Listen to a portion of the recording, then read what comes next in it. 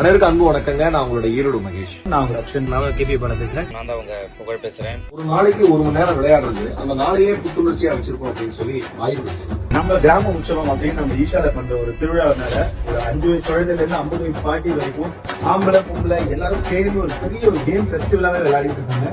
20 வருஷமா விளையாட்டு குறித்த விழிப்புணர்வை கிராமங்கள் தோறும் ஏற்படுத்திட்டு கிட்டத்தட்ட ஒரு 10,000 மக்கள் ஒரு இடத்துல தங்கி ஒரு திருவிழாவை ஒரு கிராமமே கொண்டாடுது.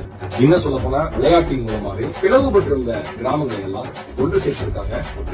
நம்ம வெள்ளூர்ல டிசம்பர் 8ஆம் தேதி ஞாயிற்றுக்கிழமை நேதாஜி மைதானத்துல நம்ம பொங்கல் ஆர்ட்ஸ் அண்ட் சயின்ஸ் காலேஜ்ல தான் நடக்குது. டிசம்பர் 8ஆம் தேதி பிரான்சிஸ் சேவியர் பொறியியல் கல்லூரி தான் வரேன்.